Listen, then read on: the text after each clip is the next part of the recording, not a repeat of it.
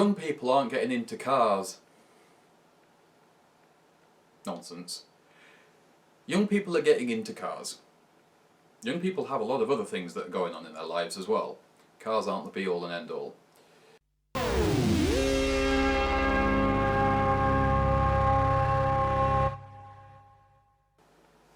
Brief little chatty thing here. I've had this rattling around in my head for a while with the work on the Lanchester and, well, the Maestro as well, to be fair. One of the things you hear a lot in the car community is young people aren't getting into cars anymore. This has been trundling around for so long, it's just a meme at this point, and it's nonsense. Young people continue to get into cars. Young people continue to like cars. The kind of cars they're into, now that's a different matter. That changes. Also, you can't lump all young people into this homogeneous category. That's nonsense. That's like saying all old people are a danger on the road. They're just not. Anyway, let's not get sidetracked. Why aren't young people getting into cars? The main reason is money. It's blooming expensive. Buying the car's the easy bit. It's all the other stuff.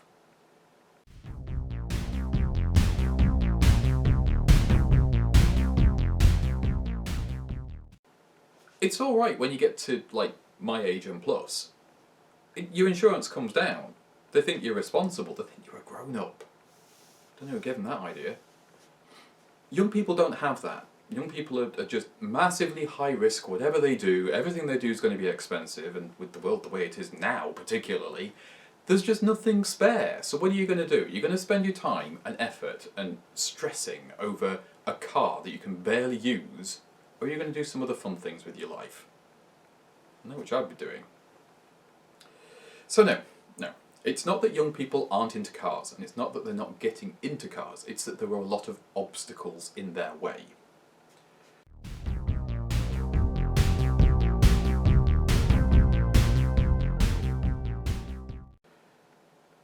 One of the other problems is the attitude amongst some of the old guard within the car community itself. Now this is changing, and I have noticed over the last 5 years or so, this is changing dramatically.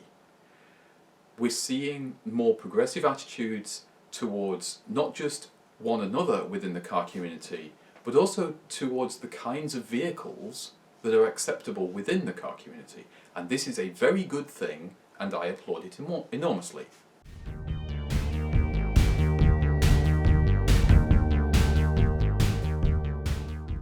I think every single sort of vehicle has a place within the car community, and I think every sort of person does too.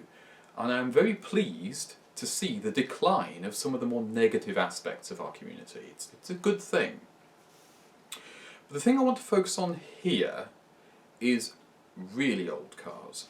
Because since owning the Lanchester, it's highlighted a few things, which is probably the strangest one, that I'm a young person in the sort of Lanchester scene, such as it is. And I'm a young person by quite a margin.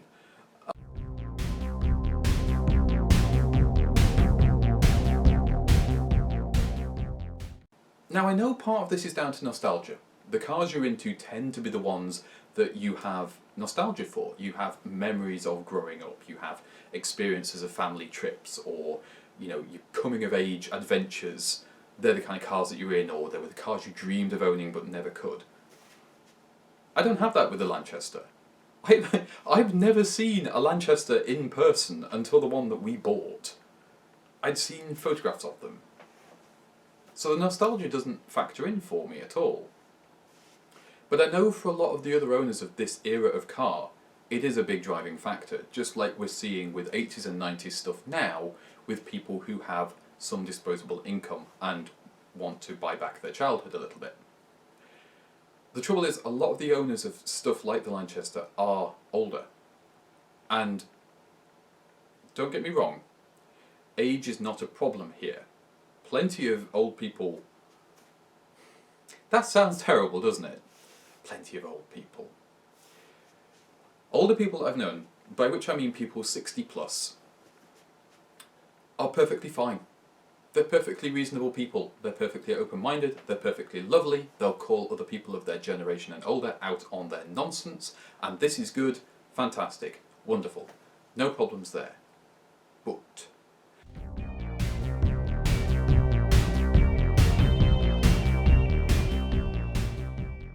within the car community particularly, there is this certain group of gatekeepers who I really have no time for. Now, I am not going to name any names. I'm not even going to imply, because you've all met them and you all know who they are and you probably even avoid them. And these are the people that tell you that you have to do things a certain way, that women should be in a certain place, that the gays aren't allowed. It's nonsense. Nobody liked these people when they were younger. Nobody likes them now. So, you know, I'm off topic. Right. Okay.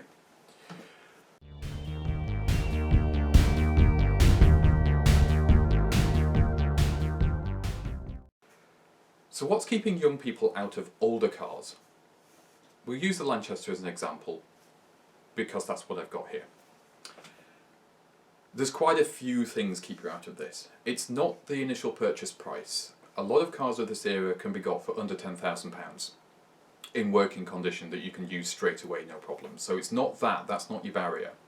It's not even the insurance that much, providing you're old enough. So if you're 21 plus, most insurers will be okay with you insuring something older, providing you have access to a second car, usually something more modern. If you're under 21, it can be very difficult, if not impossible, to get insurance on something very old. By which I mean any car that's 50 years or older. It can be very difficult to get insurance as a very young person, which is a shame. And I don't really know that there's much you can do about that, apart from being maybe a named driver on the policy of an older car that's owned by somebody else. You've got to be careful with insurance fronting and that sort of thing, even if that's not what you're doing or attempting to do. So it's not ideal, it's a difficult one. There are some schemes out there specifically tailored to get younger people into older cars, which is brilliant, but they're not cheap.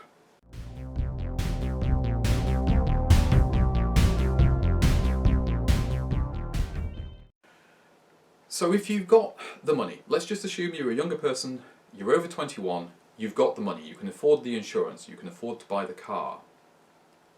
Where do you keep it? In the UK particularly, and this is where I'm going to focus because this is what I know and this is what we're dealing with here, storage is a big problem. Getting a council lockup these days? Virtually impossible.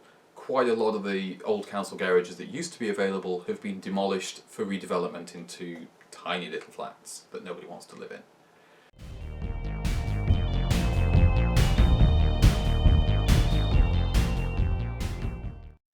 So one of the biggest sources of storage, affordable storage, is taken away.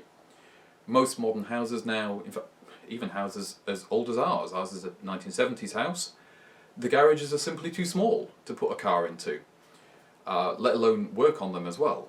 Our car only just fits in our garage and I cannot work on it in there at all, it's impossible. So storage is your second problem. Trying to hire a unit or some sort of shared facility is also very difficult.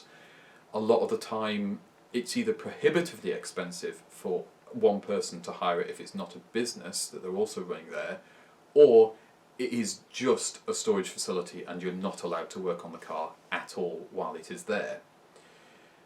So there are your other obstacles. Let's take that out the factor then. You are a young person, you are over 21, you have a garage, maybe it's built into the family home. So you have somewhere to store an older car undercover, and that's fantastic. But why would you? And this is your other problem. As a younger person, why would you buy something that is 2, 3, 4 times your age? Something that you've never experienced, you have no nostalgia for.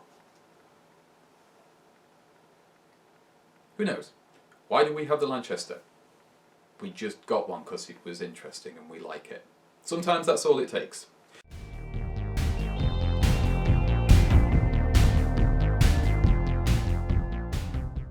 So let's add that into our fictional young person. So what is the last barrier to getting into older cars?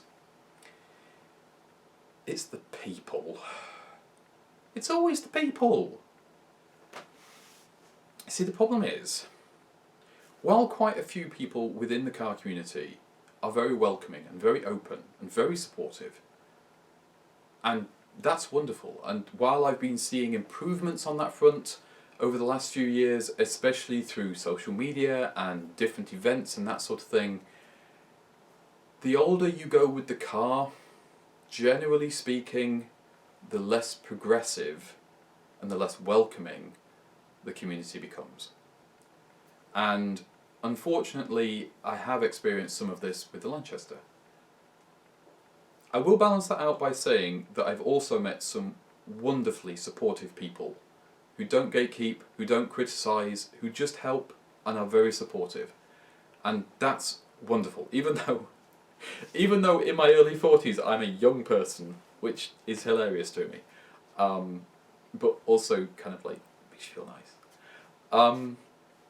Yeah, there are some lovely people, but you will encounter the people who hold by these negative ideas about how the world should work and who should be allowed to own a particular kind of car and who should be allowed access to information to look after that car.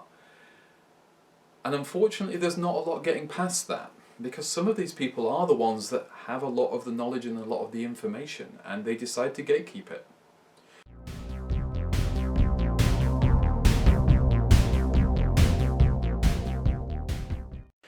And I think of all the obstacles keeping young people out of old cars, that's the biggest one.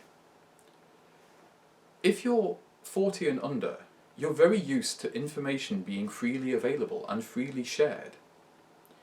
If you're Generation X or Millennial, then you will have grown up in a world where the internet didn't exist, and then it did exist, and information was shared, and it was wonderful, and everything wasn't controlled by 3 or 4 different corporations.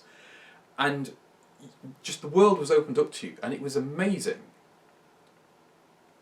And to have that withheld, to be told that you're not even allowed to buy access to the information, you're just not allowed the information, just seems petty. So you go somewhere else and you look for something else.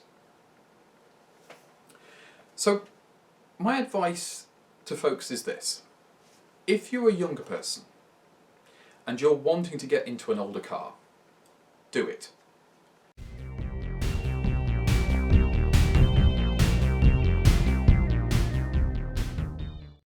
If you have the means, if you have the ability and the support, do it. It doesn't matter what your peers say. It doesn't matter if it's slow, or if it's fast, or if it's dangerous, or if it's safe, or whatever. If you want it and you like it and you can do it, go for it. You only live once, probably, and you should make the best of it. Ignore the gatekeepers. You will find the information. It is out there. You're smart. You'll do it. If you are the older generation and you are worried about young people not being interested in the cars, and you see behaviour that's locking them out, say something about it. Stand up for them. Welcome them. Don't expect young people to come rushing in. They won't. But make it so that they feel like they could be involved if they wanted to be. Make it so they feel like they could be part of this community that you enjoy and you love so much. Because without the younger people coming in, all that will happen is these cars will die off as their owners die off. And none of us want that.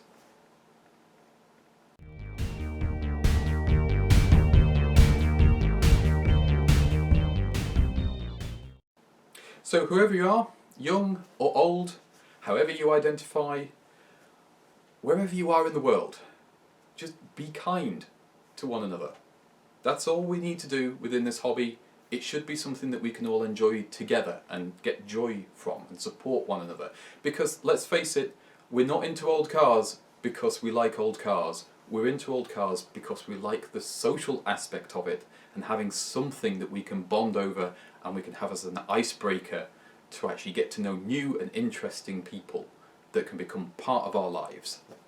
And that can only be a good thing.